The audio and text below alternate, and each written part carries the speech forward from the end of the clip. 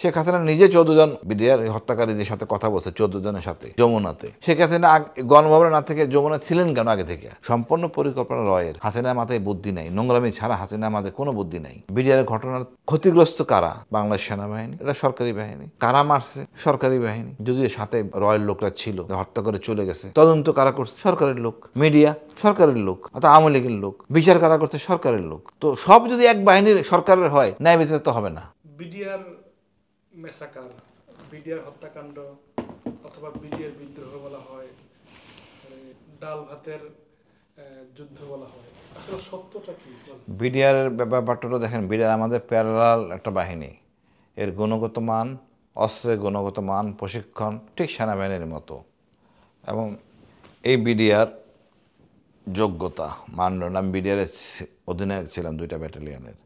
এর গুণগত মান অনেক ভালো এবং এদের সাথে অপারেশন করে স্বাচ্ছন্দ্যে অপারেশন করা যায়। এবং এদের গুণগত মান এত ভালো, বড়ইবাড়ি, পাদুয়া 2টা অপারেশনে দেখছেন বিডিআর সফলতা। বিডিআর কমান্ড করে সেনাবাহিনী, জাস্ট সেনাবাহিনীর মতো একটা ইউনিট। কিন্তু বিএসএফ সেরকম না। বিএসএফটা হলো একটা ল্যাংড়াখোরা ব্যাটালিয়ান, ল্যাংড়াখোরা বাহিনী। তাদের জন্য বিডিআরের সাথে পারা ভেরি ডিফিকাল্ট। তো বিডিআর আজকে দেখেন, এই হাসিনার বিডিআর আর এখনকার বিডিআর পার্থক্যটা বুঝেন? পার্থক্যটা হলো কমান্ডে। এই কমান্ড এশালন যদি দেশপ্রেমিক হয়, বাহিনীও দেশপ্রেমিক হয়। তো 2টা একই বাহিনী, জাস্ট কমান্ডের জন্য। হাসিনার জন্য এই বাহিনীটা হয়ে গেছে ল্যাংড়াখোরা।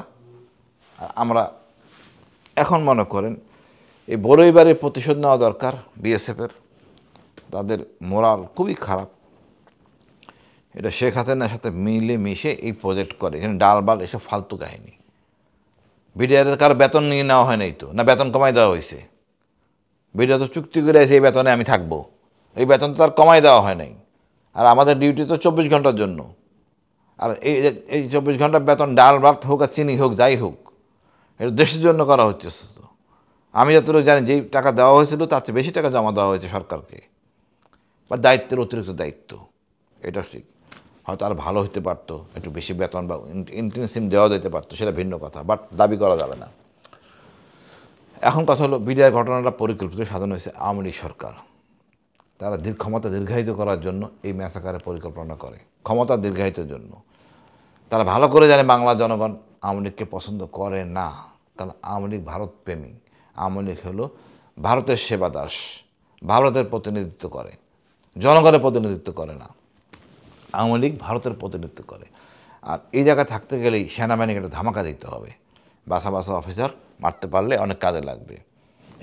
এই মারার, হত্যা করার পরিকল্পনা কয়েকটা লেয়ারে ছিল। যেমন তাপস থেকে শুরু করে সবাই, বিশেষ করে তাপস, নানক, মির্জা আজম, এই 3 জন, শেখ সেলিম 4 জন, তারপরে আপনার প্রধানমন্ত্রী নিজে, তার প্রধান উপদেষ্টা তারেক সিদ্দিকী, এরা এই কাজটা করে। আর ল্যাংড়াখোরা মইনু আহমেদ যে সেনাপ্রধান, 111 করে বরম বুকার হাতে পায়ে ধরে উনি নিজের যান রক্ষা করার জন্য এই কোনো প্রতিবাদ করেন নাই বকুত। তো বিডিআর ঘটনা আসলে সাথে এটা খুব লজ্জার ঘটনা। ঢাকা ক্যান্টনমেন্টের পাশে এটা এমন একটা কাজ করলে আমরা প্রতিবাদ করতে পারলাম না রাজনৈতিক কারণে। বিডিআর এবং সেনাবাহিনী, তাদের ভিতরে দ্বন্দ্বটা আসলে কে তৈরি করেছে? বিডিআর আমাদের কোনো দ্বন্দ্ব নাই। দ্বন্দ্ব সৃষ্টি করেছে আওয়ামী লীগ। বিডিআর সৈনিকরা যত ভালোবাসে, আমার প্রতিদিন 2-3টা কল আমি পাই বিডিআর সৈনিকদের। আমি 2টা ব্যাটালিয়নের সিও ছিলাম ভাই, আমি বিডিআর রাইফেল পদক পাওয়া, আমি রাইফেল পদক পাওয়া, আমি ওদের জানি। সমস্যা করছে হাসিনা। আমাকে এই যে বিডিআরে আমার যে মেসাকার গুম করলো, কে আর্মি করে নাই? আর্মিতে করছে তো, জ্ঞানী শিক্ষিত জেনারেল, তারা তো আমার গুমটা করছে। হাসিনার কাছে জিম্মি হয়ে গেছে, বিক্রি হয়ে গেছে। সেম বিডিআর কিছু অসৎপন্থী লোক আওয়ামী লীগের কাছে বিক্রি হয়ে গেছে, তাপাসের কাছে বিক্রি হয়ে গেছে। তারা এই কাজটা শুরু করে, তাদের অনৈতিক কর্মকাণ্ডে এই ঝামেলাগুলি হয়। তারা জড়ায় রয়ের সাথে, যেইভাবে আমাদের ডিজিএফআই বলে এনে আমাদের প্রথম গুম, দ্বিতীয় গুম, রয়ের সাথে জড়ায় পড়ে। সব অনৈতিক কর্মকাণ্ডে জড়ানোর জন্য এটা বিডিআরের ভাষা না।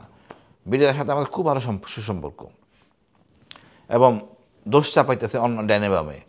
শেখ হাসিনা নিজে 14 জন বিডিআর বিদ্রোহীর সাথে কথা বলছেন, বিডিআর হত্যাকারীদের সাথে কথা বলছে 14 জনের সাথে যমুনাতে। শেখ হাসিনা গণভবনে না থেকে যমুনা ছিলেন কেন আগে থেকে?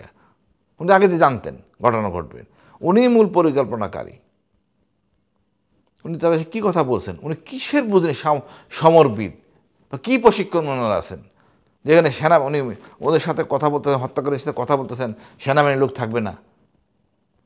উনি আমাদের জিম্মি করে ফেলছেন। কারণ মইনু আহমেদ যেটা ভীতু প্রকৃতির লোক, এই 111 কোরিয়ার বেকায়দায় ছিল, এখন সে পেস্ক্রির মধ্যে পড়ে গেছে, 2 কদম জায়গায় 3 কদম পিছায়। সেনাবাহিনী ডিপ্লয় হয়েছে, কাজ করতে দেয় নাই।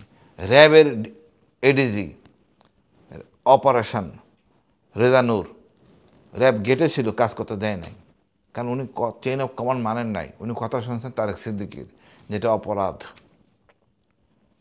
আপনার তো বাংলাদেশের ভিতরে কিছু ঘটলে প্রথম দায়িত্ব হোম মিনিস্টারের, না পারলে তখন ডিফেন্স আসবে। তো ডিফেন্স দরকার পড়ে নাই, হোম মিনিস্টার সমস্যা সমাধান করার কথা, কিন্তু তারা সমস্যাটা সমাধান করতে চান নাই। আর সেক্ষেত্রে উনি তো নোবেল নেওয়ার জন্য খুবই একটা আশাবাদী থাকেন, সবসময় কিছু একটা করে দেখাবেন উনি। তো উনি মনে করছেন একটা 2 বাহিনীর মধ্যে সমস্যাটা সমাধান যদি হয়ে যায়, হলে আমি এটা সমাধান করব, কবুতর উড়াই দিব, শান্তি। ওদের মূল এম ছিল বিড়ে থেকে সেনাবাহিনীকে প্রত্যাহার করা, তাহলে একটা বিড়ে একটা নিজেদের পকেট বাহিনী হবে, রক্ষী বাহিনীর মতো। তো সেটা করতে যায় উনি আসলে বিশাল ম্যাসাকার করে ফেলেছেন।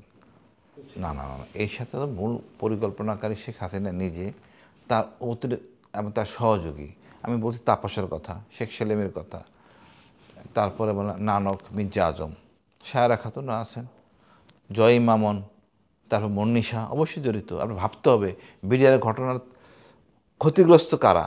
বাংলাদেশ সেনাবাহিনী, এটা সরকারি বাহিনী। কারা মারছে? সরকারি বাহিনী। যদিও সাথে রয়্যাল লোকরা ছিল, হত্যা করে চলে গেছে। তদন্ত কারা করছে? সরকারের লোক। মিডিয়া সরকারের লোক, অর্থাৎ আওয়ামী লীগের লোক। বিচার কারা করছে? সরকারের লোক। তো সব যদি এক বাহিনীর সরকারের হয়, ন্যায় বিচার তো হবে না। আমরা চাই ন্যায় বিচার। নতুন কমিশন হয়েছে, সব তথ্য উদ্ঘাটিত করবেন, ন্যায় বিচার হবে ইনশাল্লাহ। 111 সরকারটাকে ব্ল্যাকমেল করা হয়েছে মইনু আহমেদকে। মইনু আহমেদ তো কিছু অপরাধ করছেন, চেইন অফ কমান্ড ব্রেক করে 111 করছেন, এটা তো অপরাধের মধ্যে পড়ে।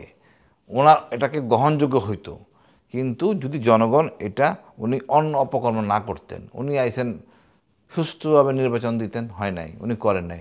উনি এই অনৈতিক কাজ কারা করেন, এরা ধরে তারা ধরে করে তো নিজে বিতর্কে পড়ে গেছেন।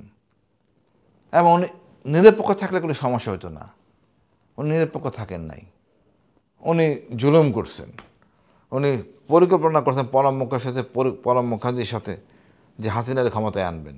তো মইনু আহমেদ তো জানে তার দুর্বলতা, হাসিনা জানে, এটা বাজারে যা করা যায় ব্ল্যাকমেল করে তাই করছেন। সম্পূর্ণ পরিকল্পনা রয়ের।